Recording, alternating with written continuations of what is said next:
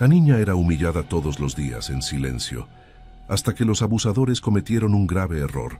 Su hermano, Cinturón Negro, lo vio todo, y el desenlace fue inevitable. Antonia solía ser una niña ruidosa, de esas que entran a la casa contando todo al mismo tiempo, riéndose antes siquiera de terminar la frase. Saltaba en el sofá, cantaba desafinada mientras hacía la tarea, inventaba historias bobas para hacer reír a su hermano Tomás. Pero eso quedó en el pasado reciente. Ahora caminaba con la cabeza baja, los hombros caídos, como si cargara un peso demasiado grande para un cuerpo tan pequeño. La sonrisa se volvió escasa y el brillo en la mirada se fue apagando día tras día. Tomás lo notó antes que cualquier otra persona. Los gemelos tienen eso. Sienten antes de que el mundo lo explique. Una mañana, mientras la niña empujaba el pan en el plato sin darle una mordida, él rompió el silencio. «Antonia, ¿qué fue lo que te pasó?» Ella se encogió de hombros sin levantar la vista. «Nada, pues. Solo estoy cansada». La respuesta salió demasiado rápido, demasiado ensayada. Él insistió con cuidado. «¿Cansada de qué? Ni siquiera te desvelaste». Ella se mordió el labio, se levantó de la mesa y tomó la mochila. «Luego hablamos, ¿sí? Se me va a hacer tarde».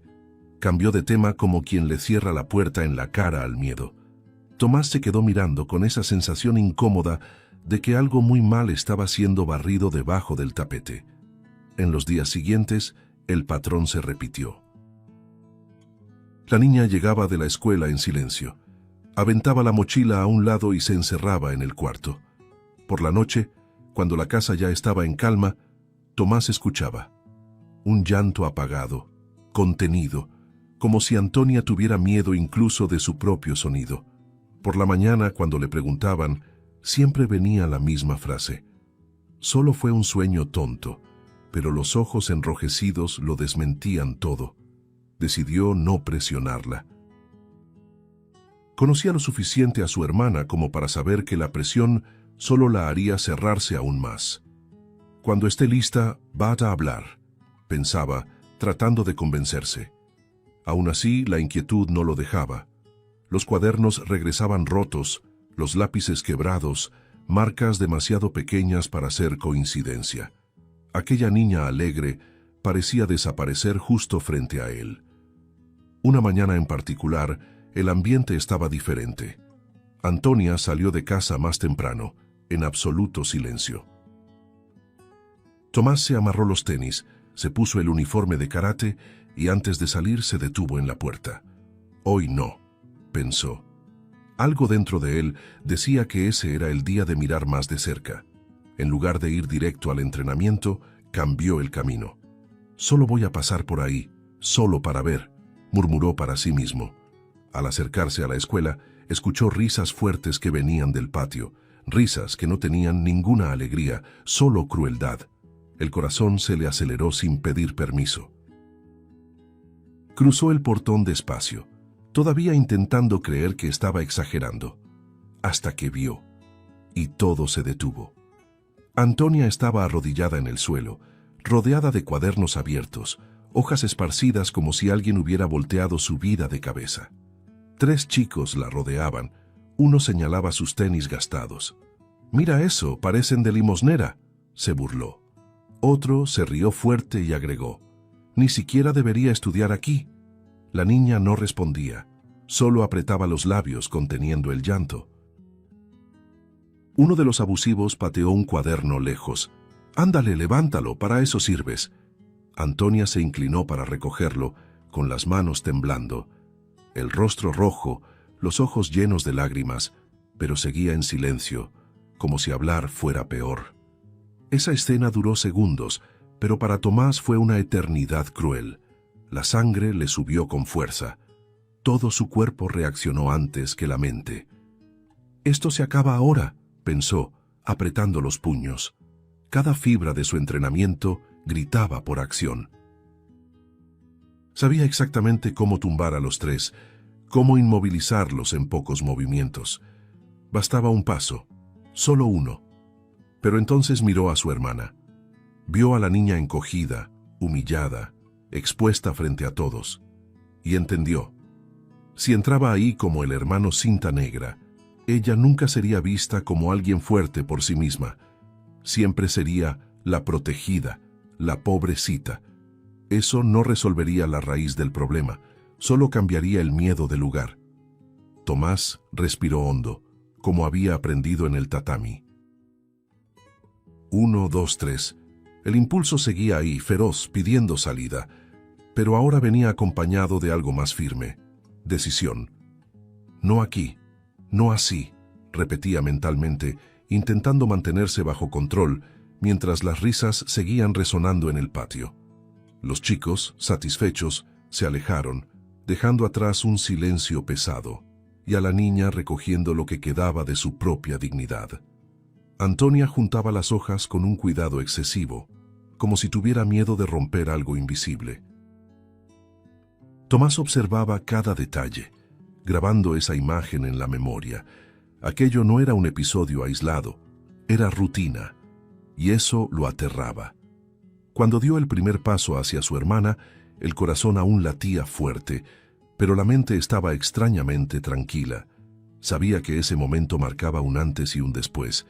Todavía no sabía cómo lo haría, ni por dónde empezaría. Solo una cosa era absolutamente segura, clara como nunca antes: no iba a permitir que aquello continuara. Antonia no dijo nada en el camino de regreso a casa. Caminaba al lado de su hermano, con los ojos fijos en el suelo, los dedos apretando la correa de la mochila, como si fuera lo último seguro que le quedaba. Tomás respetó el silencio, pero por dentro, todo en él estaba en alerta. Va a hablar, pensaba. Hoy va a hablar. La niña respiraba de manera corta, como quien junta valor en pedazos. En casa, el portón se cerró con un chirrido bajo. Antonia dejó la mochila cerca del sofá y se quedó de pie, sin saber a dónde ir. Tomás se acercó despacio. «Ahora lo entiendo», dijo solamente. La frase cayó como un peso. Antonia sintió que los ojos le ardían. Intentó responder, pero la voz no salió. Se sentó en el suelo y abrazó las rodillas, como hacía cuando era más pequeña. «Intenté aguantar». Empezó casi en un susurro. «Te juro que lo intenté». La niña respiró hondo, pero las palabras salieron en oleadas desordenadas. Contó que los insultos eran diarios, que se burlaban de la ropa, del lonche sencillo, de su forma callada de ser. «Me llaman invisible, dicen que a nadie le importa». La voz se le quebró. El llanto llegó pesado, desde el fondo del pecho. Tomás se arrodilló frente a ella. «¿Por qué no me lo contaste antes?» Antonia levantó el rostro, con los ojos hinchados. «Porque no quería ser un problema», respondió con un dolor crudo. «Tú entrenas tanto. Pensé que si me quedaba callada, se iba a pasar». La niña tragó saliva. «Pero no se pasa, solo empeora». Contó de los empujones disfrazados, de las risas cuando se equivocaba en una respuesta, del día que le echaron agua sucia en la mochila. «Llegué a pensar que era culpa mía», confesó con vergüenza, «que yo debía ser diferente». Cada palabra parecía arrancada a la fuerza. El silencio de la sala lo absorbía todo, pesado. Tomás sintió que el pecho se le apretaba. La rabia volvió, caliente, pero ahora mezclada con tristeza. Jaló a su hermana para darle un abrazo firme. «Mírame», pidió. La niña obedeció. «Nada de esto es culpa tuya. Nada». Habló despacio, para que cada palabra se quedara. «Los que están mal son ellos». Antonia lloró sobre el hombro del hermano, sin intentar esconderse. El cuerpo pequeño temblaba. «Tuve miedo», admitió. «Miedo de hablar, miedo de que fuera peor». Tomás le acarició el cabello en un gesto automático de protección. «Fuiste muy valiente», dijo. «Mucho más de lo que imaginas». Se separó un poco con la mirada firme ahora. «Te prometo una cosa», habló con voz baja y decidida. «Te voy a ayudar». Antonia levantó la cabeza, asustada. «¿Vas a pelearte con ellos?» Tomás negó con la cabeza. «No. La violencia solo le da excusas a quien ya es cobarde. La niña frunció el ceño, confundida. Entonces, ¿cómo? Él respiró hondo. Con justicia, con inteligencia, de la manera correcta. Había algo nuevo en su mirada, una calma peligrosa. No necesitas golpear a nadie para que te respeten. Antonia se secó el rostro con la manga. Por primera vez en semanas, sintió un alivio tímido. ¿No estás enojado conmigo? Tomás sonrió apenas. Estoy enojado por ti. La frase salió simple, verdadera. Y eso lo cambia todo. El silencio que siguió ya no era pesado. Era expectante. La niña sentía que algo se estaba moviendo, aunque no sabía cómo. Tomás, por su parte, ya dibujaba caminos en la mente, evaluando posibilidades, límites y riesgos. Esa conversación no resolvía el problema. Solo abría la puerta a algo más grande. Mientras la noche caía y la casa se llenaba de sombras largas, los dos se quedaron sentados en el suelo de la sala, uno al lado del otro. No había una solución lista, ni promesas fáciles, pero había un compromiso silencioso, firme, a punto de convertirse en acción. Tomás no perdió tiempo. Esa misma noche, después de la conversación difícil, tocó suavemente la puerta del cuarto de Antonia. La niña estaba sentada en la cama, abrazando una almohada. ¿Puedo pasar? Ella asintió con la cabeza. Él se sentó a su lado y habló con calma. A partir de ahora, no estás sola ni un solo día, ni por un segundo. La frase no era una promesa vacía, era un compromiso. En los días siguientes, Tomás empezó a repetir pequeñas frases que se iban filtrando poco a poco. La postura dice mucho. Respira antes de bajar la cabeza. Mirar firme no es desafío, es respeto. No hablaba como quien da órdenes, sino como quien enseña algo valioso. Antonia escuchaba en silencio, absorbiéndolo todo, como quien por fin encuentra un suelo seguro. El primer entrenamiento fue sencillo. Nada de golpes, nada de fuerza. Solo quedarse de pie, con los pies alineados y los hombros abiertos. Al principio, la niña se sentía rara. «Parece tonto», murmuró. Tomás sonrió. Lo que parece tonto por fuera suele ser lo que más cambia por dentro. Ella lo intentó de nuevo, ahora con más atención. Todos los días antes de salir a la escuela, él le dejaba una frase corta. «Tienes valor. No te disculpes por existir. Quien baja la cabeza pierde antes de empezar». Antonia las repetía mentalmente en el camino, como si fueran pequeñas anclas sujetando el miedo. Con el tiempo, algo empezó a cambiar. La niña comenzó a comer mejor, a sentarse a la mesa sin prisa. La mirada ya no se escapaba tanto. Todavía había miedo, pero ahora venía acompañado de algo nuevo. Expectativa. «Hoy logré sostener la mirada de la maestra», contó una noche. Tomás asintió, orgulloso. «¿Ves? Ya es un comienzo». Por las noches, entrenaba con ella en el patio. Le enseñaba a respirar profundo cuando el corazón se aceleraba. «El cuerpo escucha lo que la mente dice», explicaba. «Si le dices calma, obedece».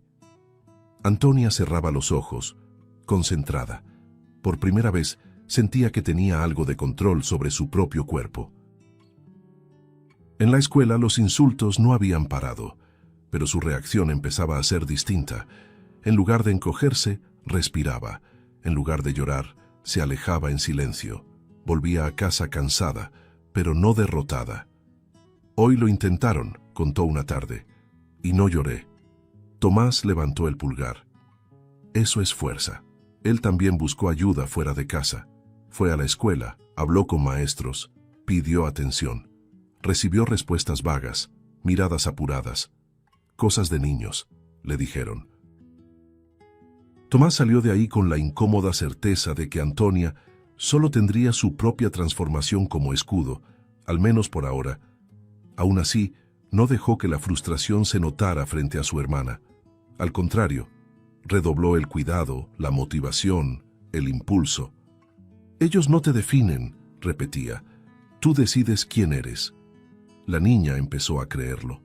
Poco a poco, la voz interna cruel fue siendo reemplazada por otra, más firme. Hubo un día en que Antonia se miró al espejo por más tiempo.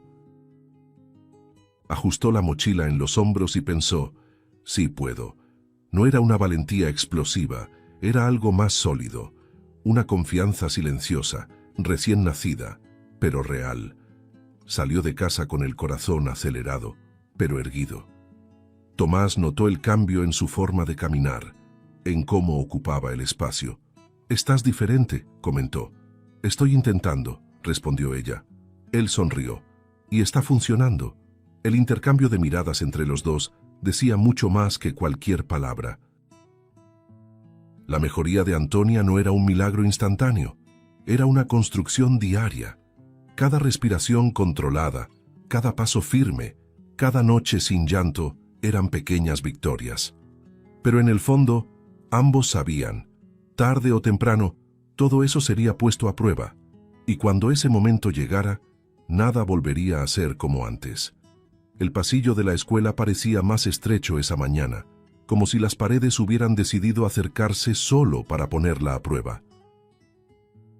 Antonia caminaba sintiendo el corazón latir con fuerza, pero el cuerpo avanzaba, obediente a las lecciones silenciosas que resonaban en su mente. Postura, respira, presencia. Los pasos no eran rápidos ni vacilantes, eran conscientes. Algo en ella ya no aceptaba retroceder. La risa llegó por detrás, cargada de desprecio. Miren nada más, la invisible decidió desfilar. Provocó uno de los chicos. Antonia sintió que el estómago se le revolvía, pero siguió caminando. El impulso antiguo de acelerar el paso apareció, pero lo contuvo. Si corro, ellos ganan, pensó. Se detuvo, giró despacio. Uno de ellos jaló la mochila con fuerza. «Te estoy hablando». El golpe casi la desequilibra, pero los pies se mantuvieron firmes en el suelo. Sujetó la correa con ambas manos. El silencio alrededor empezó a formarse, curioso, tenso. «Suéltala», dijo Antonia con la voz baja y firme. El chico rió, pero la risa tenía más irritación que diversión. «¿Desde cuándo mandas en algo?» Los otros dos se acercaron rápido, cerrando el espacio. Ya no era solo provocación, era amenaza.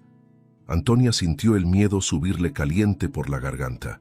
Todo el cuerpo quería retroceder, pero algo dentro de ella se endureció. Levantó el rostro y sostuvo la mirada del primer abusivo. No había desafío, solo firmeza. Eso pareció enfurecerlo aún más. «¿Ya te crees mucho?», ella respondió sin gritar. «Tú no mandas sobre mí». La frase cayó como chispa en pólvora. Uno de los chicos avanzó, intentando empujarla por el hombro. Todo fue muy rápido. Antonia giró el cuerpo de lado, esquivando el impacto, como Tomás le había enseñado decenas de veces. No fue bonito ni perfecto, fue instintivo y preciso. El chico perdió el equilibrio. El segundo intentó sujetarla del brazo. Antonia jaló el brazo hacia atrás y dio un paso corto al frente, usando el propio peso de él en su contra. El movimiento fue simple, casi invisible para quien no prestaba atención. El resultado, sin embargo, fue claro. Uno de ellos tropezó y cayó sentado en el suelo del pasillo con un golpe seco. El silencio fue absoluto. El abusivo quedó ahí, sentado, aturdido, rojo de vergüenza. Algunos alumnos se llevaron la mano a la boca. Otros abrieron los ojos con sorpresa. Nadie rió. Por primera vez, la risa no estaba de su lado. El chico en el suelo intentó levantarse rápido, pero volvió a resbalar, aumentando la humillación. «¿Te volviste loca?», gritó uno de los otros, más nervioso que furioso ahora. Antonia respiraba rápido, el corazón a punto de explotar en el pecho. Las manos le temblaban, pero mantuvo la postura. No avanzó, no provocó. Solo dijo, «No me toques». El chico en el suelo evitaba mirar alrededor. El rostro le ardía. El poder se le había escapado de las manos ahí mismo, frente a todos. Antonia lo entendió en un segundo. Esa era la abertura. No para humillar más, sino para irse. para cerrar. Acomodó la mochila en el hombro con calma, como si cada gesto estuviera calculado. Pasó junto al chico sentado sin decir una palabra. No hacía falta. El silencio lo decía todo. Cada paso alejándose parecía devolverle algo que había perdido hacía mucho tiempo. Mientras se alejaba sentía las piernas débiles, a punto de fallar. Camina, solo camina, repetía por dentro. No miró atrás. No necesitaba confirmar nada. Sabía que esa imagen quedaría grabada, él en el suelo, ella de pie. Los abusivos no la siguieron, no gritaron, no rieron. Se quedaron quietos, tragándose su propia frustración. La derrota había sido demasiado pública para ser ignorada, y eso los carcomía por dentro. Al final del pasillo, Antonia se detuvo un segundo, apoyó la mano en la pared y respiró hondo. Una mezcla de alivio e incredulidad la invadió. Lo logré, pensó, casi asustada de su propia fuerza. La salida de la escuela siempre había sido ruidosa, pero ese día había algo distinto en el aire. Antonia lo percibió en cuanto puso un pie fuera del portón. Las conversaciones sonaban más bajas, las miradas más atentas. Sintió un escalofrío recorrerle la espalda. «Mantente alerta», recordó la voz de Tomás. Ajustó la mochila en los hombros y siguió caminando, intentando mantener un ritmo normal. Del otro lado de la calle, los tres chicos estaban recargados en el muro. No reían, no hablaban en voz alta, solo observaban. Antonia se dio cuenta demasiado tarde de que la estaban esperando. El corazón se le aceleró. «No corras», se dijo a sí misma. «Respira». Disminuyó el paso, buscando una salida con la mirada. Llamó uno de ellos con la voz baja y cargada. Antonia no respondió. Siguió caminando. El sonido de pasos detrás confirmó lo que temía. Un segundo chico apareció a su lado, cerrándole el paso. «¿Pensaste que ibas a salir impune?» La niña sintió que el miedo la apretaba, pero mantuvo el mentón en alto. La rodearon cerca del portón lateral, donde casi no había adultos. «Nos hiciste quedar en ridículo», dijo el que había caído antes con los ojos llenos de odio contenido.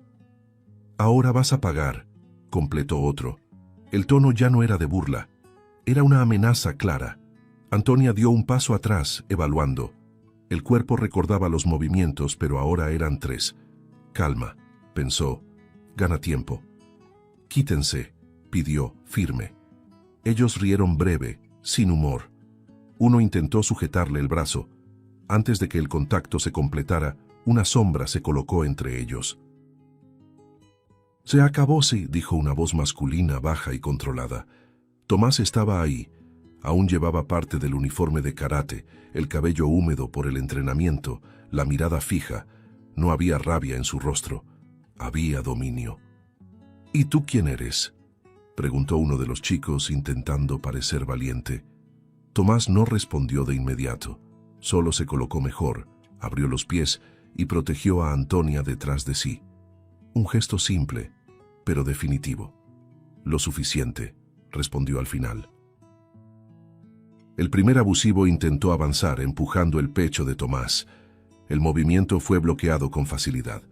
Tomás desvió el brazo y sujetó la muñeca del chico con firmeza controlada, sin torcerla, sin lastimarlo.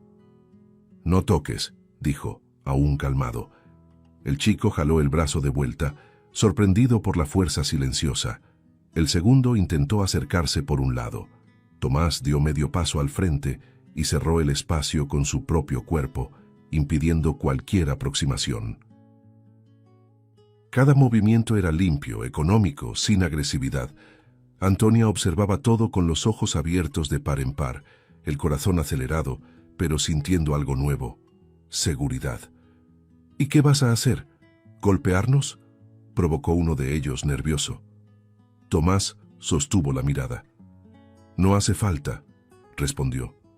La frase fue simple, pero cayó con peso. Entendieron que no tenían ningún control ahí. Algunas personas comenzaron a acercarse. Un padre se detuvo a observar. Una madre sacó el celular discretamente. El ambiente cambió. Los abusivos se dieron cuenta, demasiado tarde, de que estaban siendo vistos. La vergüenza empezó a filtrarse. Uno de los chicos intentó avanzar de nuevo, más por impulso que por estrategia. Tomás bloqueó el movimiento con el antebrazo y lo apartó con un paso firme. El chico casi perdió el equilibrio. «Última advertencia», dijo Tomás, con la voz aún baja, pero ahora dura. «Váyanse». «Esto no se acaba aquí», gruñó el que parecía el líder, pero la amenaza sonó vacía. Tomás inclinó ligeramente la cabeza. «Para ustedes se acaba ahora». No había desafío, había certeza. La madre que grababa se acercó un poco más. «¿Están viendo esto?», dijo en voz alta. Los chicos miraron alrededor. Otros adultos observaban. Ya no había una salida digna. El poder se había evaporado. Uno a uno retrocedieron. El que había caído antes evitaba cualquier mirada. Pasaron junto a Antonia sin decir una palabra. La humillación ahora era de ellos, expuesta, registrada, imposible de negar. Tomás esperó hasta que estuvieron lejos. Solo entonces relajó un poco los hombros. Se giró hacia su hermana. «¿Estás bien?». Antonia asintió, sintiendo las piernas temblar. «Sí, creo que sí». La voz salió débil pero sincera. Él puso la mano en su hombro, firme. «Hiciste lo correcto. No retrocediste». Ella respiró hondo, sintiendo caer el peso del momento. «Gracias», murmuró. Mientras caminaban de regreso a casa, Antonia sentía una mezcla extraña de alivio e inquietud. Aquello había sido demasiado público, demasiado definitivo. Sabía, en el fondo, que esa exposición no pasaría sin reacción. Tomás también lo sabía. Su silencio no era tranquilidad, era atención redoblada. «Ahora van a intentar de otra forma», pensaba. El enfrentamiento había cambiado de nivel. A la mañana siguiente, Antonia fue llamada a la oficina de la dirección desde la primera clase. El aviso llegó seco, sin explicación. Cuando escuchó su nombre por el altavoz, el estómago se le hundió. Los compañeros comenzaron a murmurar. Algunos la miraron con curiosidad, otros con juicio anticipado. Se levantó despacio, sintiendo otra vez el peso de ese pasillo, como si el día anterior hubiera sido solo el inicio de algo más grande. Al entrar a la oficina, el coordinador ya estaba sentado con los brazos cruzados y una expresión dura. La directora hojeaba unos papeles sin mirarla directamente. «Siéntate», dijo el coordinador señalando la silla. Antonia obedeció. Tenía las manos frías sobre el regazo. El silencio parecía intencional, casi una estrategia para intimidarla. «Recibimos una denuncia grave», comenzó él. «Has estado provocando conflictos, molestando a otros alumnos y generando situaciones de riesgo». Antonia parpadeó, confundida. Yo no provoqué a nadie», intentó decir.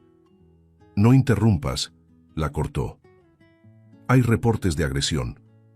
La palabra le cayó como una bofetada. La niña sintió que el suelo desaparecía. El corazón se le aceleró. «Ya estuvo», pensó. «Van a voltearlo todo contra mí». Intentó explicar, pero cada frase parecía ser desarmada antes de terminar. El coordinador hablaba fuerte, seguro, como quien ya había decidido el final. La directora seguía en silencio, evitando el contacto visual. «Tu comportamiento no corresponde a los valores de la escuela», dijo él. «Estamos considerando medidas severas». Antonia sintió que los ojos se le llenaban de lágrimas. No era solo injusticia, era humillación institucional. El intento final de callar a quien había sufrido. La puerta se abrió de pronto. «Con permiso», dijo Tomás entrando. El coordinador se giró, molesto. «¿Quién te autorizó a entrar aquí?».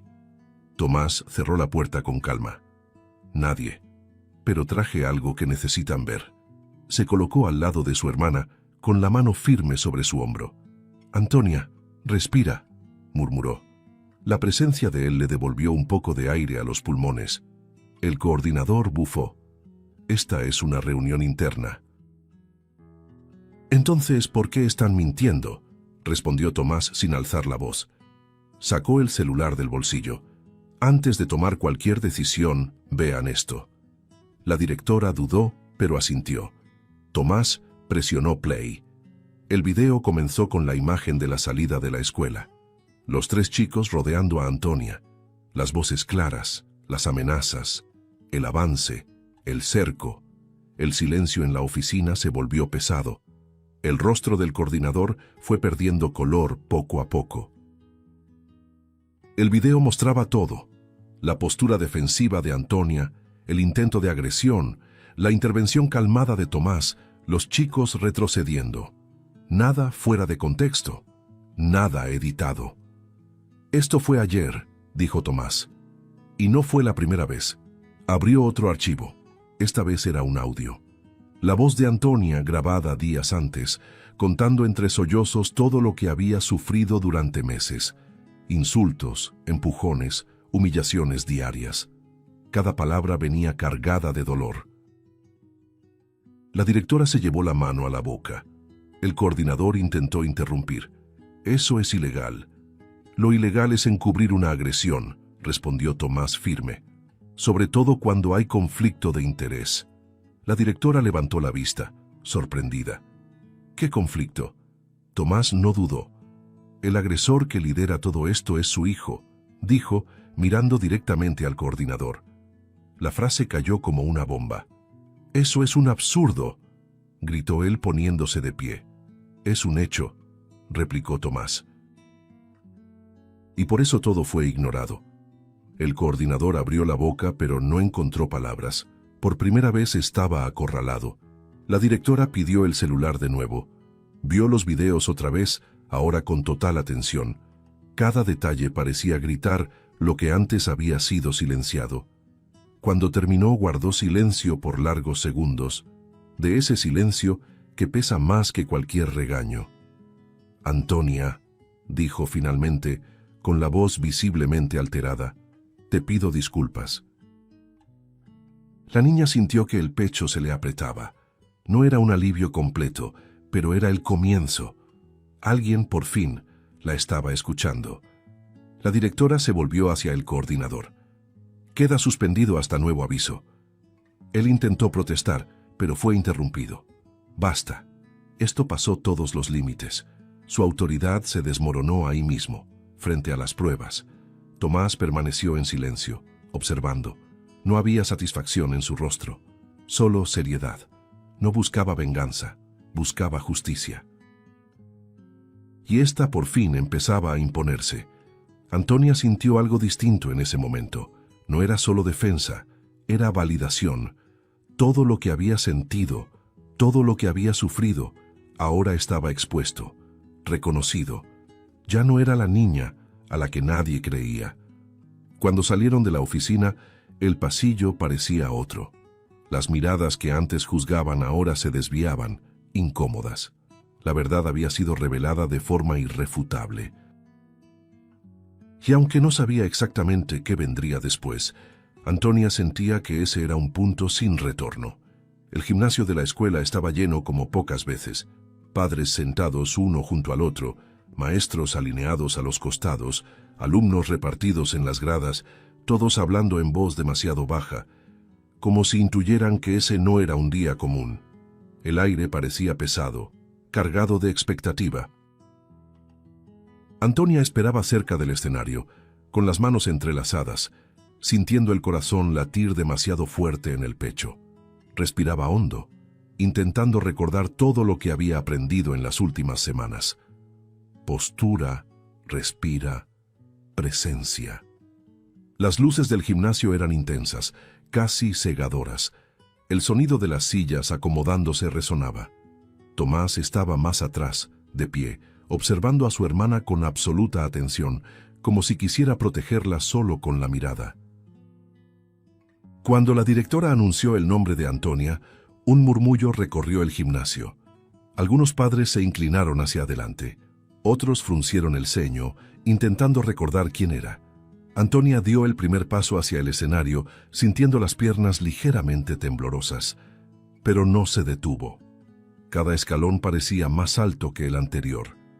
Al llegar al micrófono, sujetó el soporte con fuerza. El metal estaba frío. El silencio se instaló de forma casi opresiva. Antonia levantó el rostro y miró al público. Por un instante, pensó en retroceder, en fingir que todo estaba bien, pero ese tiempo había terminado. Siempre fui una niña callada. Comenzó con la voz baja pero audible, de las que prefieren escuchar antes que hablar. Algunos alumnos se movieron inquietos. Antonia continuó. Y durante mucho tiempo, pensé que quedarme callada era la mejor forma de sobrevivir. Contó cómo el miedo se colaba en las mañanas, cómo le dolía el estómago antes de entrar a la escuela, cómo cada risa a sus espaldas parecía un ataque. Habló del peso de las palabras lanzadas como piedras. Hubo días en que llegué a casa y lloré a escondidas, confesó sintiendo que la voz se le quebraba, porque pensaba que nadie me iba a creer. El gimnasio estaba inmóvil. Un padre apretó la mano de su hija. Una maestra bajó la cabeza. Antonia respiró hondo y siguió. Empecé a pensar que el problema era yo, dijo, que debía ser diferente, más pequeña, invisible.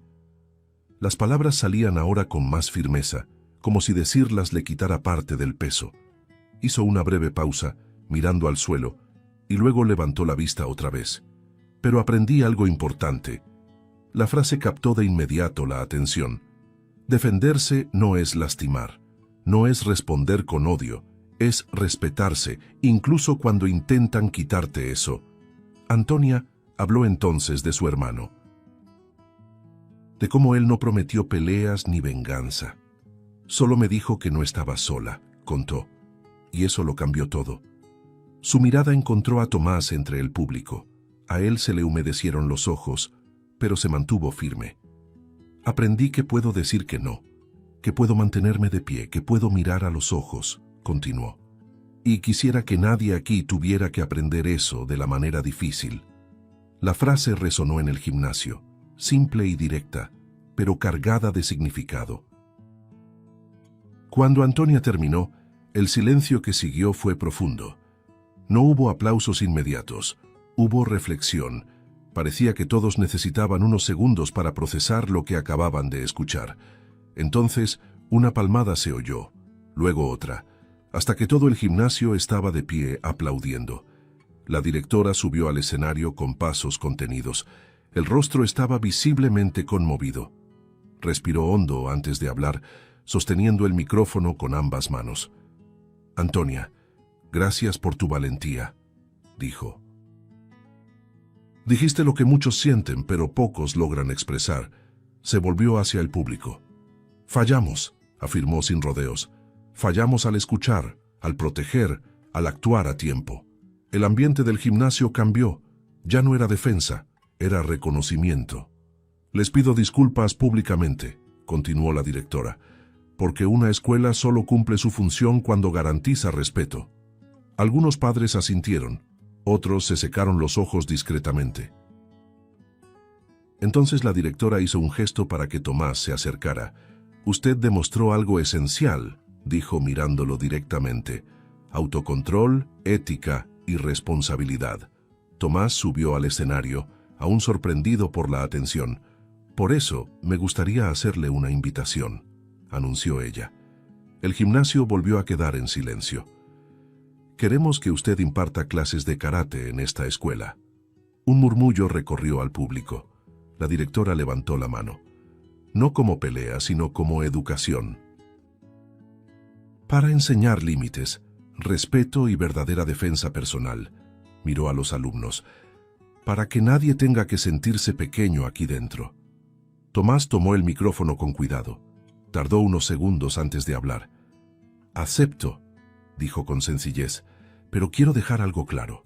Respiró hondo. El karate no se trata de lastimar a alguien, se trata de saber cuándo no lastimar. Los aplausos regresaron, más fuertes, más largos. Antonia sentía el pecho ligero, como si por fin hubiera recuperado algo que le pertenecía. Al bajar del escenario, se encontró con su hermano. Fuiste muy valiente, le susurró él. Ella sonrió, exhausta, pero entera. Solo dije la verdad. Mientras el gimnasio se llenaba de conversaciones emocionadas y abrazos discretos, algo quedaba claro. Ese discurso no había sido solo un desahogo, había sido un punto de quiebre. Y lo que comenzaba ahí aún se desplegaría en algo mucho más grande en los días por venir. El gimnasio de la escuela nunca volvió a ser el mismo después de aquel día. Desde temprano, el sonido que se escuchaba ya no era de gritos ni provocaciones, sino de pasos apresurados y risas tímidas.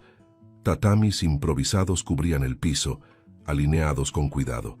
Antonia entró junto a Tomás y se detuvo un instante para observar.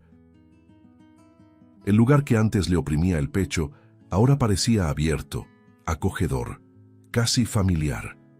Los primeros niños llegaron con desconfianza, algunos curiosos, otros retraídos.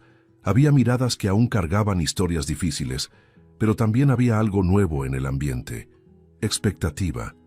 Tomás saludaba a cada uno con la misma calma de siempre. «Aquí nadie es mejor que nadie», decía. «Aquí aprendemos juntos».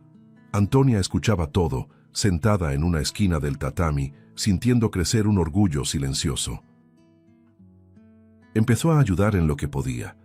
Ajustaba un kimono, explicaba un ejercicio sencillo, sonreía cuando alguien se equivocaba y lo intentaba de nuevo. Aquella niña que antes casi no ocupaba espacio, ahora se movía con naturalidad. No necesitaba hablar mucho. Su presencia decía lo suficiente. Algunos alumnos la miraban con respeto, otros con admiración. Entre los participantes también estaban antiguos abusivos. No llegaron riendo. Llegaron callados, con los hombros tensos. Tomás no los trató diferente. «Aquí todos empiezan desde cero», dijo firme. Antonia cruzó la mirada con uno de ellos por un segundo. No había revancha ahí, solo pasado. Y el pasado ya no mandaba. Durante la clase, Tomás enseñaba más que movimientos. La respiración va antes que la reacción. La fuerza sin control se convierte en debilidad. Las frases resonaban en el gimnasio como lecciones de vida disfrazadas de entrenamiento. Antonia observaba cada gesto de su hermano, reconociendo en él el mismo cuidado que había tenido con ella desde el principio. En cierto momento, Tomás pidió silencio.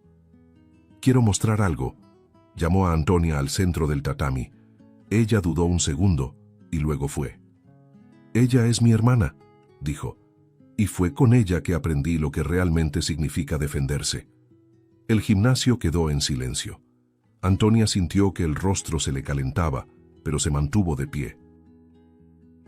«Ella me enseñó que el valor no hace ruido», continuó él. «Comienza por dentro». Antonia tragó saliva.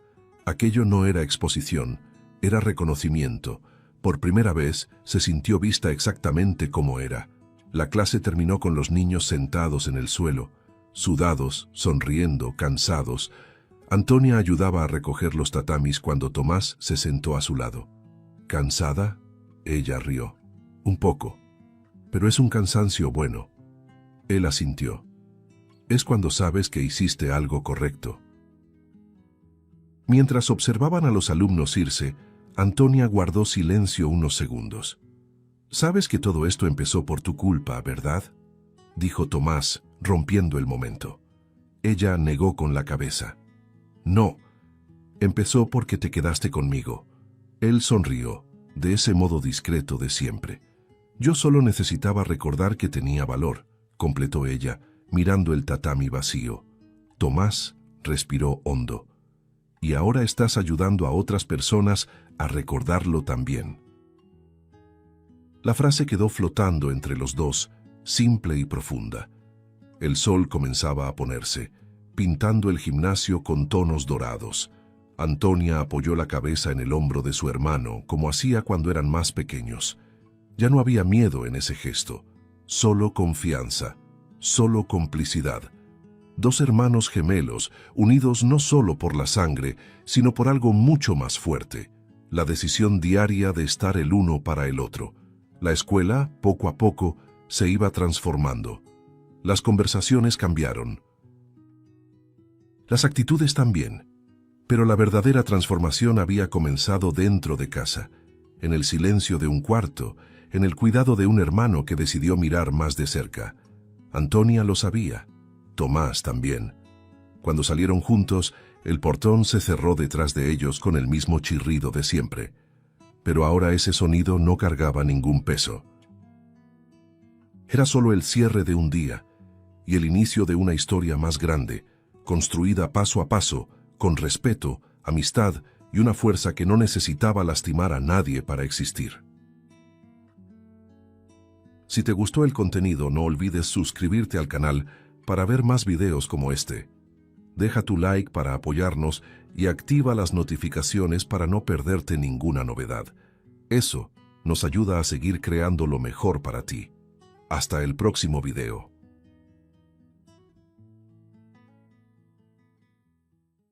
Dios, por favor, tráelo de regreso. Los médicos ya se habían rendido con el hijo del millonario, cuando un niño se acercó con una cruz y habló con una fe imposible de ignorar. Lo que sucedió después desafió toda explicación. La habitación del hospital era amplia, demasiado silenciosa para alguien acostumbrado a mandar en el mundo.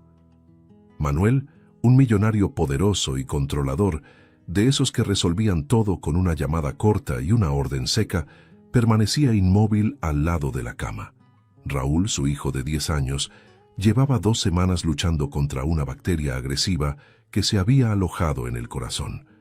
Esto no tiene sentido, pensaba Manuel con los puños apretados.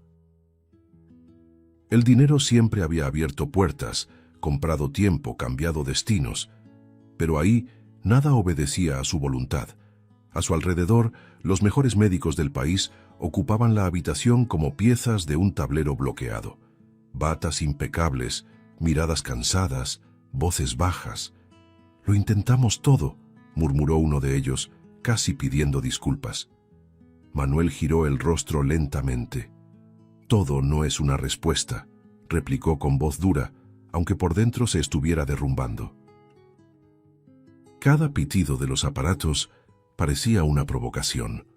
Observaba el pecho de su hijo subir con dificultad y sentía un nudo sofocante en la garganta. Por primera vez, no tenía ningún control. El silencio fue roto por un pensamiento antiguo, incómodo, que insistió en salir a la superficie.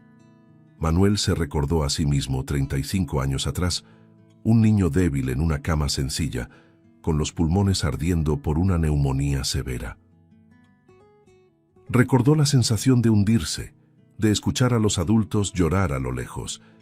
«Yo iba a morir», pensó, sintiendo un escalofrío.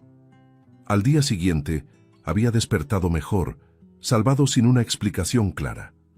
Había sido perdonado.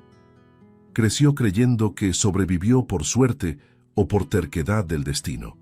Ahora la ironía lo aplastaba. «Yo fui salvado, y no puedo salvar a mi propio hijo», repetía mentalmente, como una sentencia cruel. Manuel se pasó la mano por el cabello, respirando hondo, intentando mantener la postura de hombre inquebrantable. Pero el cuerpo lo traicionó cuando el monitor cardíaco cambió de ritmo. El sonido continuo resonó en la habitación, agudo, desesperante. «No, no», murmuró sintiendo que las piernas le fallaban. «¡Hagan algo!», gritó Manuel, rompiendo el silencio con una desesperación cruda. Los médicos se movieron rápido, empujaron equipos, intentaron procedimientos ya realizados antes. «Estamos entrando en paro», avisó alguien. El corazón de Raúl parecía rendirse ante todos. Manuel golpeó el costado de la cama con la mano. «¡Pago lo que sea! ¡Salven a mi hijo!», gritó, sin darse cuenta de que las lágrimas corrían por su rostro. Fue en medio de ese caos cuando la puerta se abrió. Un niño entró con pasos demasiado tranquilos para ese escenario. Delgado, con ropa sencilla, los pies sucios contrastando con el piso reluciente. Un niño. Sostenía una cruz dorada con firmeza y tenía en los ojos una calma desconcertante. «¿Quién dejó entrar a ese niño?», protestó un médico. El niño no respondió, simplemente avanzó. «Oye, tú no puedes», intentó decir una enfermera acercándose. El niño la miró por un instante. No hubo gritos ni gestos bruscos, solo una mirada firme y profunda que la hizo detenerse. Uno de los médicos susurró, incrédulo, «Esto no va a funcionar». Manuel observaba todo como si estuviera fuera de su propio cuerpo. Algo dentro de él le decía que echara a ese niño. Algo más grande se lo impedía. El niño se acercó a la cama, colocó la cruz cerca del pecho de Raúl y cerró los ojos. La voz salió temblorosa, pero cargada de fe. «Dios, por favor, despiértalo. No dejes que este niño se vaya ahora. Todavía tiene tantas cosas por vivir». Las palabras resonaron en la habitación con una fuerza extraña. Manuel sintió que el corazón se le aceleraba. «¿Qué estoy haciendo?», pensó, dividido entre la razón y un hilo desesperado de esperanza. «Esto es inútil», afirmó un médico casi molesto. El niño continuó. Repitió la súplica, ahora con lágrimas corriendo por su rostro sucio. «Yo sé que tú puedes. Yo lo sé». Entonces el monitor emitió un sonido diferente. Un bip. Luego otro. Alguien se atragantó con el aire. «Espera. El ritmo volvió», dijo un médico, atónito. El corazón de Raúl había vuelto a latir. La habitación quedó sumida en un silencio de shock. Manuel se acercó lentamente, con los ojos muy abiertos, incapaz de creerlo. «Raúl», susurró, viendo el pecho de su hijo subir con más fuerza. Los médicos se miraban entre sí, pálidos. Ninguno sabía explicarlo. Lo imposible había ocurrido frente a todos. Antes de que alguien reaccionara, el niño recogió la cruz y salió corriendo por el pasillo. «¡Deténganlo!», gritó alguien, demasiado tarde. Nadie se movió. Todos estaban paralizados, atrapados por la imagen viva de un milagro que no sabían nombrar. Manuel se quedó ahí, respirando con dificultad, mirando a su hijo salvado, y la puerta por la que aquel niño misterioso había desaparecido, llevándose consigo más preguntas que respuestas. El impacto no terminó cuando el corazón de Raúl volvió a latir.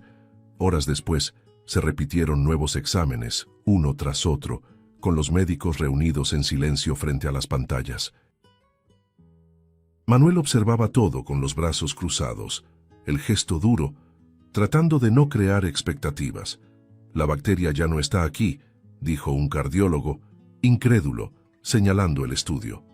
Otro lo confirmó, moviendo la cabeza. Simplemente había desaparecido del corazón del niño.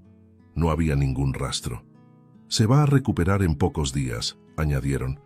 Manuel sintió una mezcla de alivio y confusión que casi le quitó el aliento.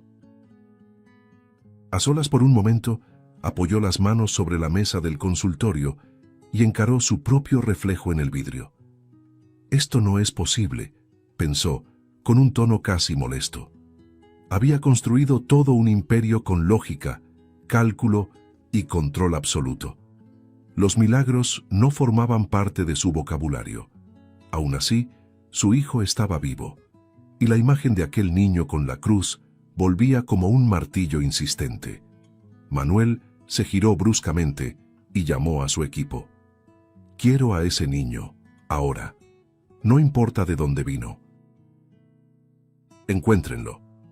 La orden se cumplió con la eficiencia de siempre. Pocas horas después, Manuel iba en el auto, dejando atrás el hospital reluciente y avanzando hacia una zona que rara vez frecuentaba.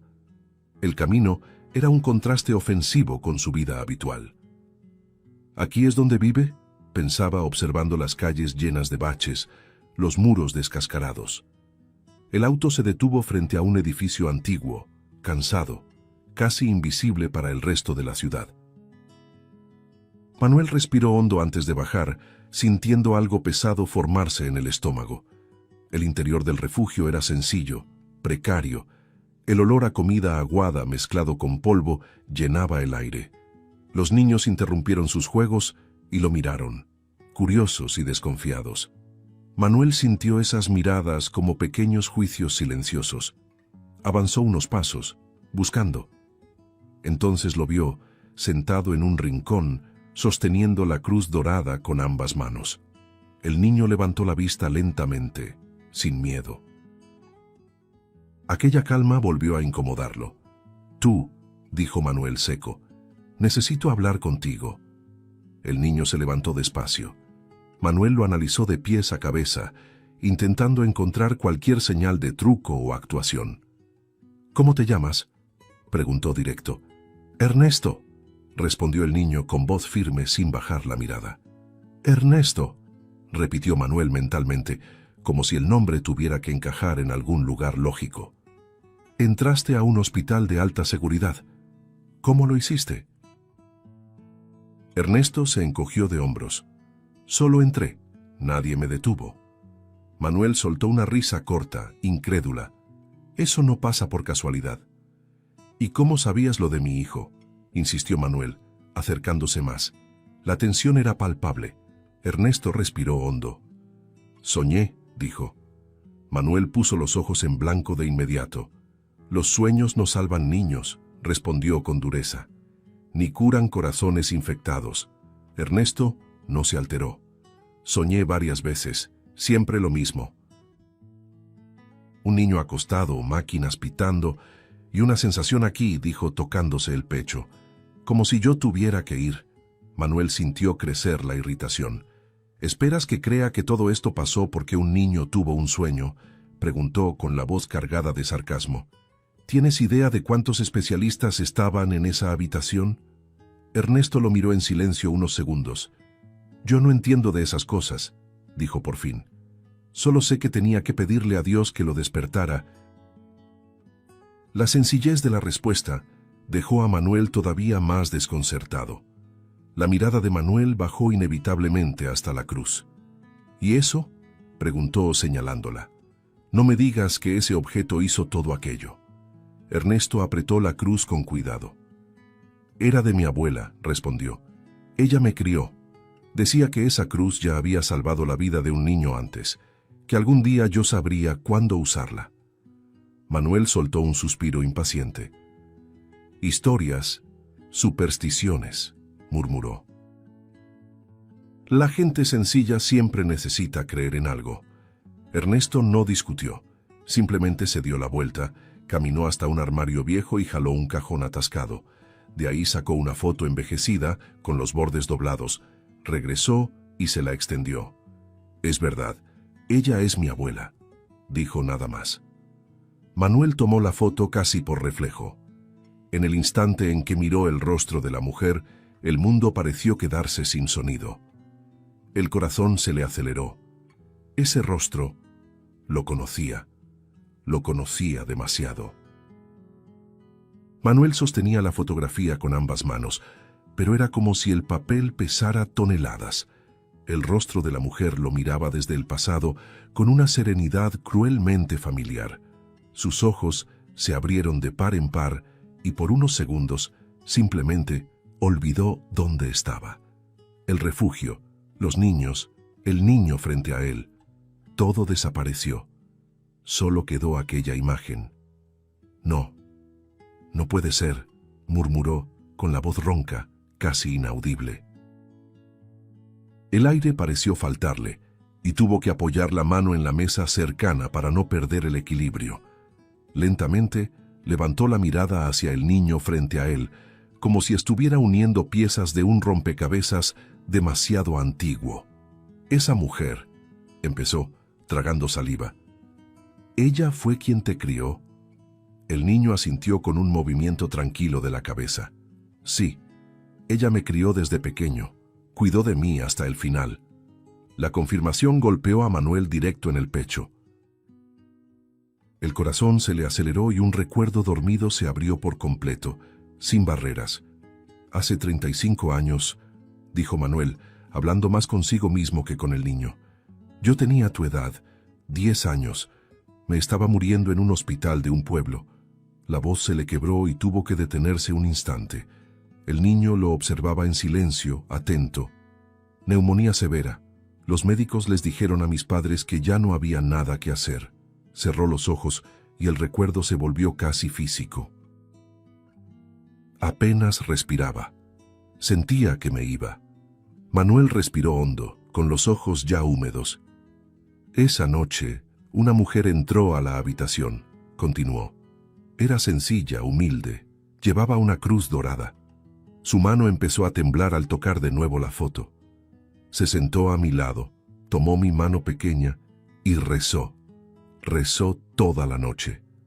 Abrió los ojos de golpe y miró al niño. Era ella, tu abuela. Ella me salvó. Ya no había duda en su voz, solo certeza y asombro. El silencio cayó pesado.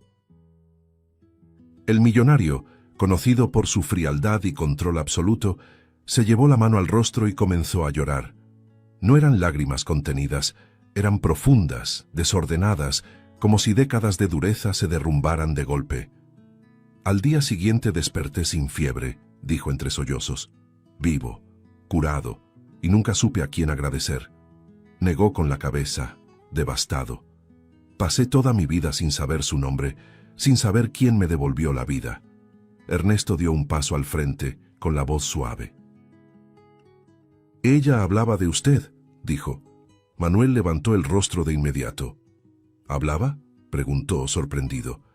Decía que un día había salvado a un niño muy enfermo, que Dios había escuchado. El impacto de esas palabras hizo que Manuel sollozara aún más fuerte. Entonces era yo, repitió en shock. Yo fui el niño que ella salvó. Cayó de rodillas ahí mismo, incapaz de sostener el peso de la emoción. Y ahora, continuó mirando al niño con los ojos rojos, el nieto de esa misma mujer salvó a mi hijo. La voz salió rota, casi irreconocible. 2 generaciones, 2 vidas. Se pasó las manos por el rostro, atónito. Esto no es coincidencia. Todo el escepticismo que lo había sostenido durante años se disolvió ahí. Por primera vez, Manuel no intentó racionalizar, solo sintió. Ernesto sonrió levemente, con una sencillez que contrastaba con la grandeza del momento. Ella decía que Dios nunca se olvida de nadie, habló en voz baja. Manuel levantó la mirada hacia el niño, respirando hondo, como si estuviera aprendiendo a vivir de nuevo. Algo dentro de él se había roto, y al mismo tiempo reconstruido. Manuel rió nerviosamente entre lágrimas. Pasé toda mi vida creyendo que todo tenía explicación, que todo se podía comprar, confesó. Y nunca le di las gracias. Nunca intenté saber quién era. La culpa cayó sobre él como un peso insoportable. Se arrodilló despacio, quedando a la altura del niño, algo impensable para alguien como Manuel. Gracias, dijo, mirándolo directamente a los ojos. Gracias por haber venido, gracias por no rendirte. El niño dudó un segundo y luego asintió. No podía dejar que se fuera, respondió sencillo y sincero. Esa simplicidad golpeó a Manuel más fuerte que cualquier reproche. El refugio a su alrededor pareció desaparecer. Solo existían un hombre quebrado por el pasado y un niño que cargaba sin saberlo el cierre de un ciclo iniciado décadas atrás. Manuel respiró hondo, intentando recomponerse, pero algo dentro de él ya había cambiado de forma irreversible. Al ponerse de pie, aún con los ojos húmedos, lanzó una última mirada a la foto en sus manos, sin darse cuenta de que ese reencuentro no solo había explicado un milagro, sino que había despertado una transformación que estaba lejos de terminar. El hombre poderoso, que creía controlar todo, ahora entendía con absoluta claridad. Solo estaba vivo porque un día, una mujer humilde y una niña habían creído cuando nadie más lo hizo. La vida de Manuel comenzó a dividirse en 2 caminos que nunca antes habían coexistido. Por las mañanas estaba en el hospital, sentado junto a la cama de Raúl, ahora despierto, todavía débil, pero vivo. «Papá, ¿te vas a ir otra vez?», preguntó el niño en una ocasión, con la voz baja. Manuel tomó su mano con cuidado.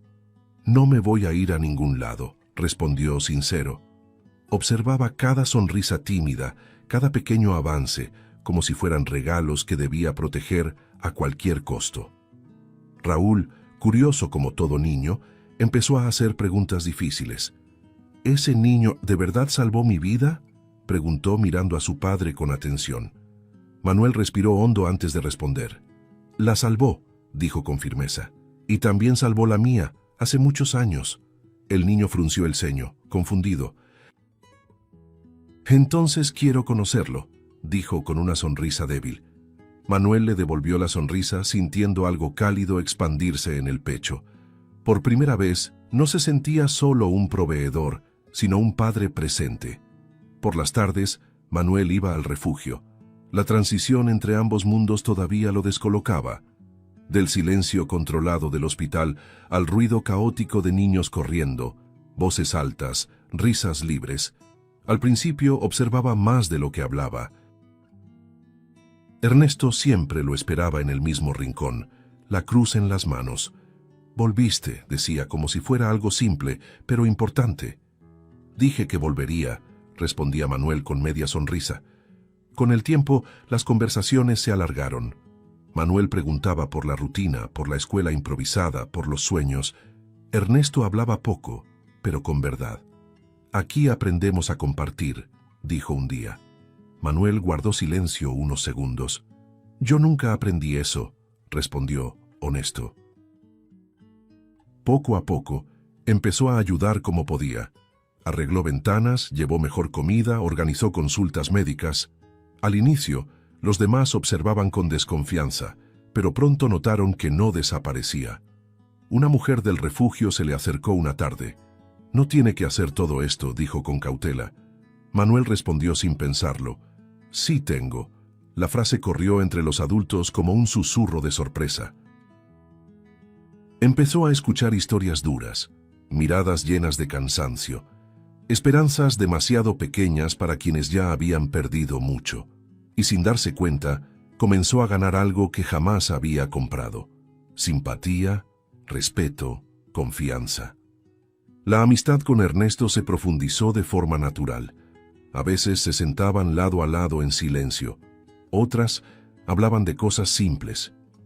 «¿Eras rico cuando eras niño?», preguntó Ernesto una vez. Manuel soltó una risa corta. «No, me hice después». Ernesto pensó un momento. «Entonces sí se puede cambiar», concluyó. Esa frase resonó en la mente de Manuel durante días, hasta que una tarde gris todo cambió. Manuel llegó al refugio y sintió el peso en el aire, incluso antes de escuchar palabra alguna. Niños abrazados, adultos llorando abiertamente. El suelo parecía más frío. «¿Qué pasó?», preguntó con el corazón apretado. Un hombre respondió con la voz quebrada. «Vinieron hoy temprano. Tenemos 2 días para irnos. El refugio va a ser demolido». La desesperación se apoderó del lugar como un incendio silencioso. Ernesto se acercó, con los ojos llenos de lágrimas. «Vamos a perderlo todo otra vez», susurró. Manuel sintió algo encenderse dentro de sí. No ira, sino una determinación profunda, casi feroz. Se irguió, respiró hondo y habló en voz alta para que todos escucharan. «Eso no va a pasar». Las miradas se volvieron hacia él. «No voy a permitir que toquen este lugar. Nadie aquí va a ser echado a la calle». El silencio que siguió estuvo cargado de expectativa. «Lo prometo», añadió Manuel con la voz firme sin dudar. Por primera vez, esa promesa no venía del dinero ni del poder, sino de un compromiso real. Poco a poco, el llanto dio paso a miradas de esperanza. Y ahí, en medio de ese refugio sencillo, Manuel entendió que la llama encendida dentro de él ya no podía apagarse. Manuel salió del refugio con el cuerpo tenso, como si cada músculo contuviera una explosión interna. En cuanto subió al auto, la puerta se cerró con un golpe seco y por un segundo se quedó inmóvil, mirando su propio reflejo en el vidrio oscuro. Aún veía los rostros de los niños, los ojos húmedos de los adultos, la forma en que Ernesto sostenía la cruz como si fuera el último ancla del mundo. 2 días, repitió mentalmente, con una ira que no era solo ira, sino culpa intentando esconderse. Respiró hondo. tragó el nudo en la garganta y tomó el celular con prisa. «Llame a mi secretaria». «Ahora», ordenó al chofer con el tono automático de quien no admite demoras. La llamada fue contestada en segundos. «Señor Manuel», sonó la voz profesional de siempre. Él no perdió tiempo. «Quiero comprar el refugio. Hoy. Quiero impedir esa demolición a cualquier costo. Haga lo que sea necesario. Firmo lo que tenga que firmar». Mientras hablaba, su mente ya proyectaba soluciones, abogados, reuniones, medidas legales, dinero. Era el terreno donde se sentía fuerte. Del otro lado de la línea hubo una pausa demasiado breve para ser normal. «Señor», comenzó la secretaria, dudando, y Manuel lo percibió de inmediato. «Hable», cortó, impaciente. Ella respiró hondo. «El refugio ya es suyo». Las palabras entraron como una descarga eléctrica. Manuel frunció el ceño, como si no hubiera escuchado bien. «¿Cómo que ya es mío?», preguntó despacio, peligroso. La secretaria continuó con la voz cada vez más cuidadosa. «Usted firmó la orden de compra y la autorización de demolición. Hace meses. El mundo se detuvo dentro del auto. El sonido de la calle pareció distante, amortiguado. Manuel guardó silencio, y ese silencio era ensordecedor. Miró al frente, pero no veía nada. En su lugar, veía su propia firma en papeles fríos, en reuniones apresuradas, en decisiones tomadas entre un compromiso y otro. «¿Yo firmé?», repitió, como si fuera imposible. La secretaria no respondió de inmediato, como si también temiera el peso de aquello. «Sí, señor, todo está registrado». Un calor le subió al pecho, pero no era rabia, era vergüenza, era horror. Cerró los ojos y sintió cómo el recuerdo de la tarde en el refugio lo aplastaba de nuevo. La esperanza frágil de Ernesto, los adultos intentando contener la desesperación, los niños aferrados unos a otros. Y entonces, como una cuchilla, la conciencia llegó completa. Él no era solo el hombre que había prometido salvar ese lugar, era el hombre que lo había condenado sin siquiera saberlo. «Dios mío», susurró, con una voz débil, casi infantil, como si él mismo fuera el niño perdido de décadas atrás. «¿Cuántas veces hice esto?», pensó con el estómago revuelto. «¿Cuántas vidas destruyó con una firma rápida, con un aprobado dicho en automático, sin mirar los rostros detrás de una dirección?» La imagen de Ernesto sosteniendo la cruz se mezcló con otra. Él, a los 10 años, muriendo de neumonía, salvado por una mujer humilde que vio vida donde otros ya habían renunciado. «Ella me salvó cuando nadie creía, y yo pasé la vida borrando lugares como el refugio», pensó, sintiendo el pecho doler. La secretaria, del otro lado, intentó mantener un tono racional. «Señor, la demolición ya está en marcha. Los equipos fueron contratados, hay un cronograma, multas». Manuel abrió los ojos de golpe. Su mirada se endureció y la voz regresó, pero ahora cargada de otra cosa. No arrogancia, sino urgencia y decisión. «Cancele todo», dijo con firmeza. «Es imposible cancelar por completo, señor. Eso va a generar...». Manuel la interrumpió con una frialdad que no dejaba espacio para discusión. «Dije que cancelen. Nadie toca ese refugio». La secretaria dudó, y él lo notó. «Usted entiende que ya hay maquinaria reservada, autorizaciones», intentó ella. Manuel apretó el celular con fuerza, como si aplastara el pasado con la mano. «Lo entiendo perfectamente. Y también entiendo algo más. Si alguien toca ese lugar, yo mismo iré tras él. Voy a detener esto hoy». Su voz tembló un segundo, no de miedo, sino de intensidad. «No voy a permitir que un solo niño de ahí sea echado a la calle por una decisión mía». El auto avanzaba, pero Manuel ya no sentía el movimiento. Por dentro, revisaba cada decisión fría que lo había llevado hasta ahí. Y junto con la culpa, crecía una determinación casi desesperada por reparar lo que pudiera repararse, empezando por ese refugio. Respiró hondo, como si se preparara para una guerra. Pásame la dirección del equipo responsable de la demolición. Contactos, nombres, todo, ordenó. Y llama a mi equipo legal. Ahora. La secretaria respondió de inmediato y Manuel colgó con la certeza brutal de quien acaba de descubrir que el enemigo siempre estuvo del lado de adentro. En ese momento entendió que no solo intentaba impedir la caída de un edificio, intentaba impedir que la peor versión de sí mismo volviera a ganar. Y eso, para un hombre acostumbrado a controlar todo, era el desafío más difícil, porque exigía enfrentar su propia firma, su propio pasado y al hombre que había sido hasta entonces. Manuel regresó al refugio al final de esa tarde como quien vuelve al lugar de un crimen, y en cierto modo lo era. El cielo estaba pesado, gris, y el viento traía un frío húmedo que se colaba por las rendijas de las ventanas agrietadas. Al cruzar el portón, se dio cuenta de que la noticia ya se había esparcido por todos lados. Ya no era solo miedo a la demolición, era un duelo anticipado. Los niños estaban agrupados en silencio, algunos abrazando sus propias rodillas, otros sosteniendo pequeñas bolsas, como si ya estuvieran listos para irse. Los adultos hablaban en voz baja, con los ojos rojos, intentando proteger a los niños de un dolor que ya era imposible ocultar. Ernesto lo vio desde lejos y se levantó, apretando la cruz dorada contra el pecho. El niño no sonrió esta vez. Había expectativa, sí, pero también un cansancio prematuro que dolía ver.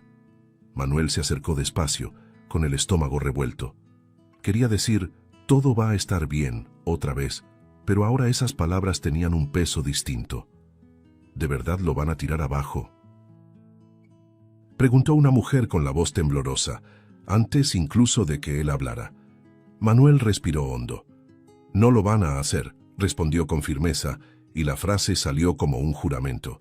Vine a hablar con todos ustedes. Ahora. Los residentes se fueron reuniendo en el salón principal, un espacio estrecho, con sillas improvisadas y paredes marcadas por el tiempo. El aire parecía cargado de electricidad. Manuel subió a un pequeño escalón, como si fuera un escenario involuntario, y por un instante se vio a sí mismo como siempre había sido, un hombre por encima de los demás, tomando decisiones. Pero eso lo avergonzó. Bajó del escalón y se quedó en medio de ellos, al mismo nivel, como si esa postura dijera más que cualquier discurso. El silencio se cerró a su alrededor, expectante.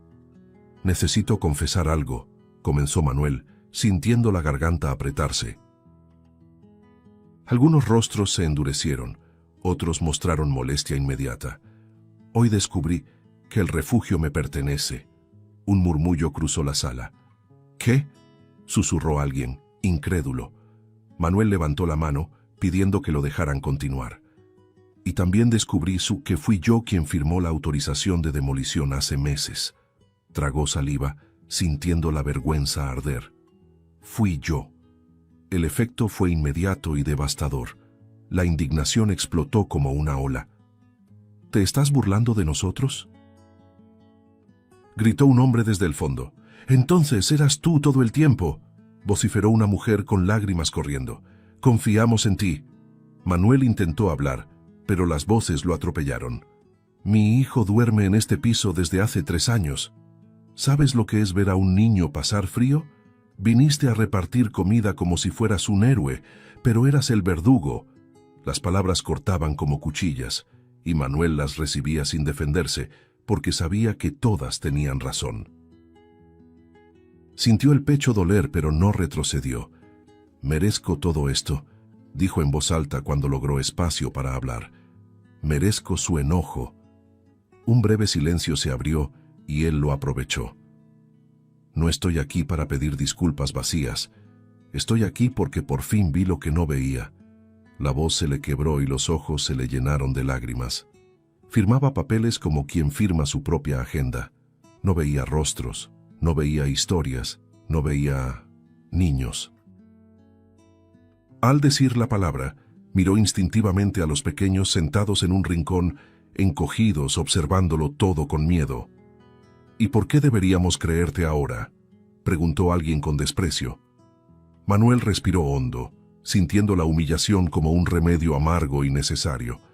«Porque ya no tengo derecho a fingir que no lo sé», respondió. «Hoy descubrí que casi destruyo este lugar sin siquiera recordarlo. Y eso me hizo darme cuenta de cuántas otras veces debía haber hecho lo mismo». Bajó la cabeza un segundo. «Me convertí exactamente en el tipo de hombre que borra vidas con una pluma». Una mujer dio un paso al frente temblando de rabia. «¿Crees que el dinero arregla esto?», gritó. Manuel levantó la mirada. «No», respondió de inmediato. «Sé que no». La sinceridad cruda sorprendió a algunos. «Pero también sé que tengo la obligación de usar lo que tengo para reparar. No para limpiar mi imagen, para reparar de verdad». Miró alrededor, respirando con dificultad. «Voy a impedir la demolición, y no va a ser con promesas vacías. Ya llamé. Ya ordené que se cancele todo, y si es necesario, lo voy a detener con mi propio cuerpo». El salón volvió a agitarse, pero esta vez había una duda mezclada con la ira, como si una parte quisiera creer y otra recordara todas las decepciones. «Palabras», murmuró alguien. Manuel asintió. «Lo sé. Por eso estoy aquí, mirándolos a los ojos para decir, yo fui el culpable. Yo». La voz le tembló. «Y voy a asumirlo. Ante la justicia, ante los medios donde sea necesario, no voy a esconderme». Fue entonces cuando Ernesto se levantó. El movimiento del niño fue simple, pero pareció cambiar la temperatura del lugar. Caminó al centro con pasos firmes y se colocó al lado de Manuel, pequeño frente a tanta gente, pero de algún modo imposible de ignorar.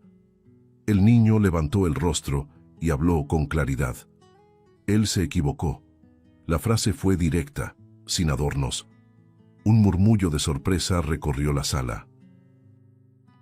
Ernesto continuó con el corazón en la voz. «Sí, se equivocó.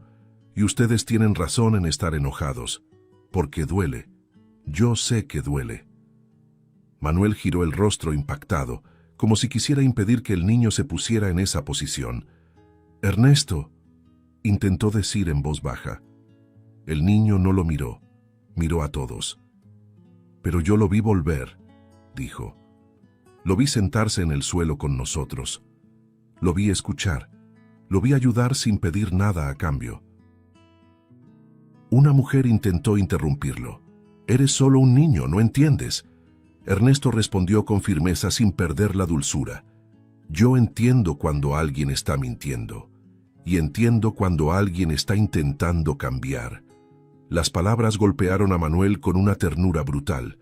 Sintió los ojos llenarse de lágrimas otra vez, pero ahora no era solo culpa. Era una gratitud profunda por el valor de ese niño. Ernesto levantó un poco la cruz dorada, no como símbolo de poder, sino como recuerdo. «Mi abuela me enseñó que perdonar no es olvidar», dijo. «Perdonar es darle a alguien la oportunidad de hacerlo diferente». El salón quedó en silencio, como si todos respiraran al mismo tiempo. Manuel habló por fin, con la voz baja e intensa. «No voy a pedirles que me perdonen hoy», dijo mirando alrededor. «Tal vez nunca lo hagan, y lo acepto, pero les prometo algo, nadie los va a sacar de aquí». Señaló el suelo con la palma abierta, como sellando un pacto. «Este refugio no será demolido. Y no solo va a quedarse en pie, va a renacer». La palabra renacer salió cargada de emoción. «Voy a reconstruir este lugar por completo, y lo voy a hacer con ustedes». Un hombre desde el fondo preguntó, con la voz quebrada, «¿Y si mañana aparecen con las máquinas?». Manuel respondió sin dudar, «No van a aparecer porque yo voy a estar aquí, y si lo intentan van a tener que pasar por mí primero». El tono no era una amenaza vacía, era determinación, casi una confesión final. Poco a poco los gritos cesaron. La ira seguía ahí, pero ahora estaba mezclada con otra cosa. La sensación de que, por primera vez en mucho tiempo, alguien poderoso estaba asumiendo el peso de lo que había hecho sin huir.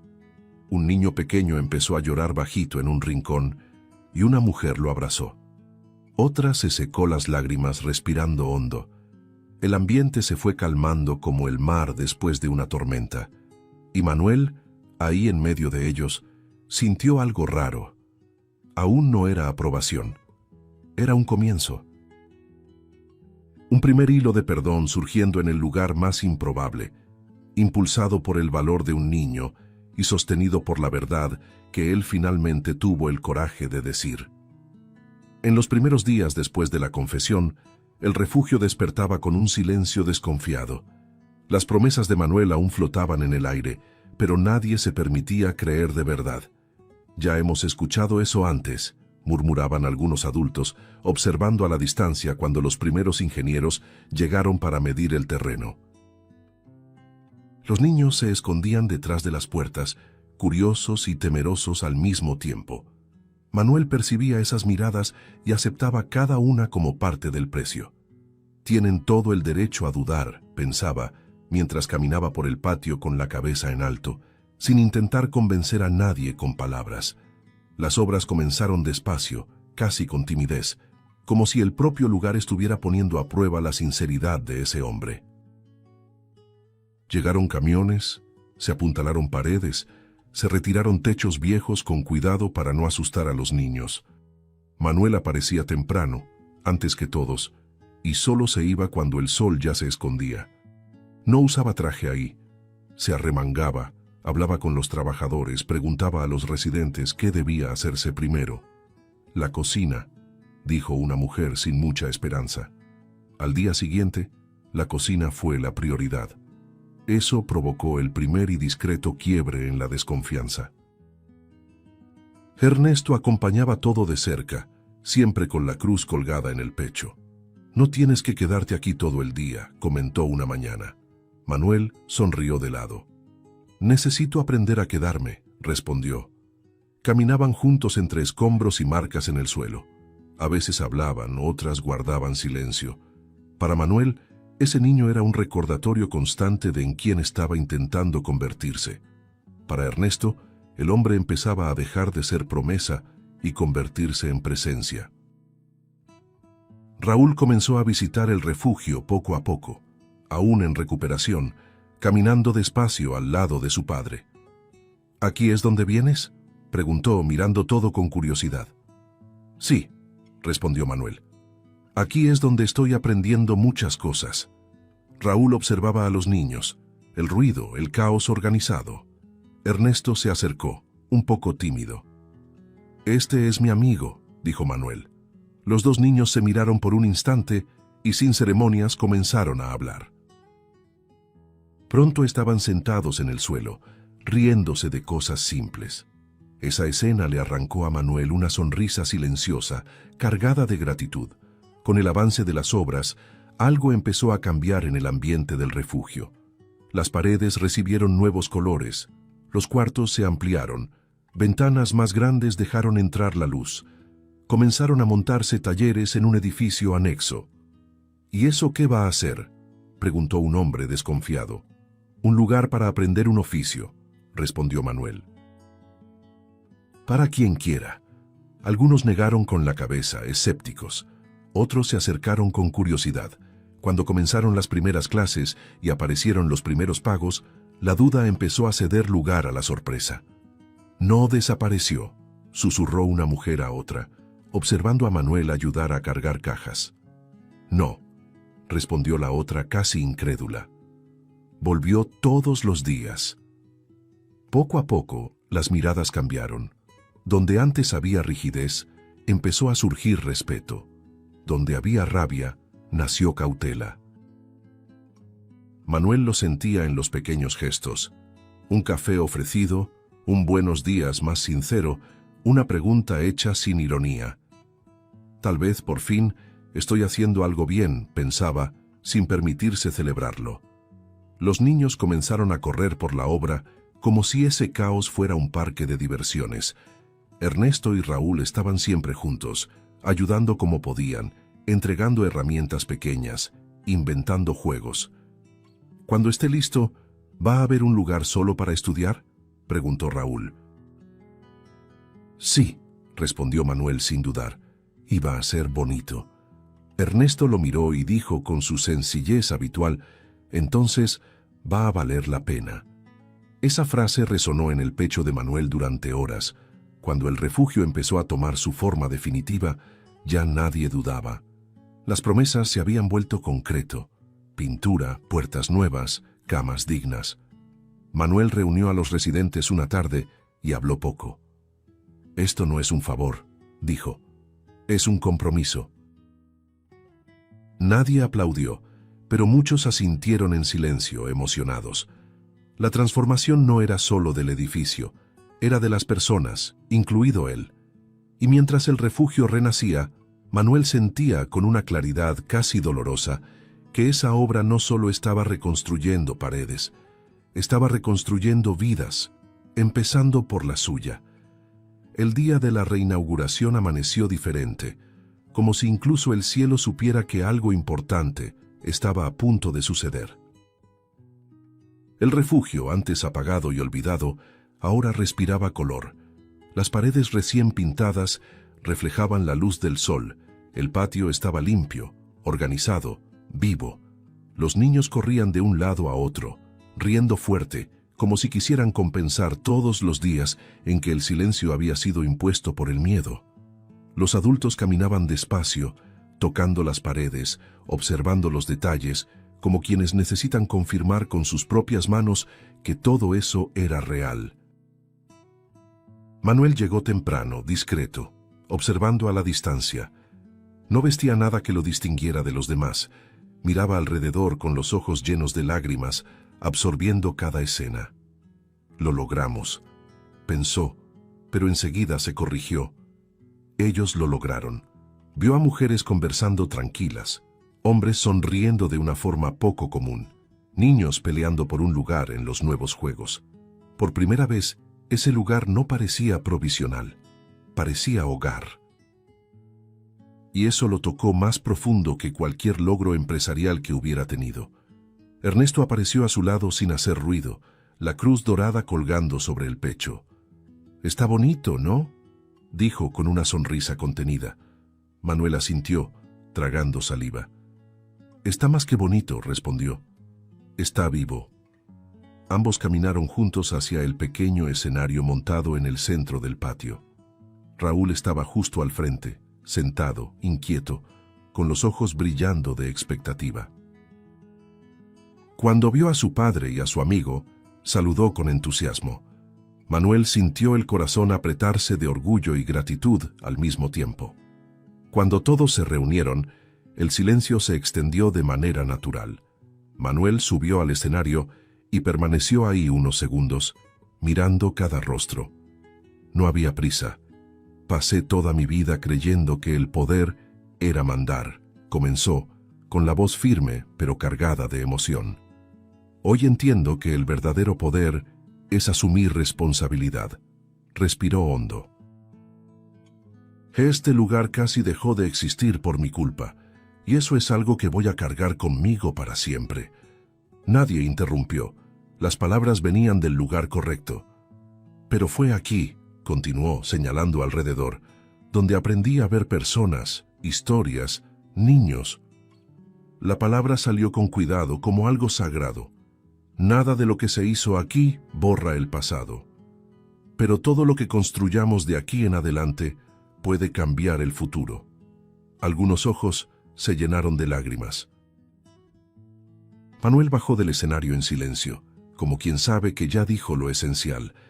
Ernesto subió después, pequeño, sencillo, pero con una presencia imposible de ignorar. Sostuvo la cruz un instante antes de hablar. «Mi abuela decía que uno no elige dónde nace, pero sí elige qué hacer con lo que recibe». Su voz era calmada, segura. «Ella salvó a un niño un día. Años después, yo solo hice lo que ella me enseñó». Miró a Manuel y luego a Raúl. «Cuando ayudamos con amor, el bien no se acaba, regresa». Detrás de ellos, al fondo del escenario, la cruz dorada estaba colgada, iluminada por la luz de la tarde.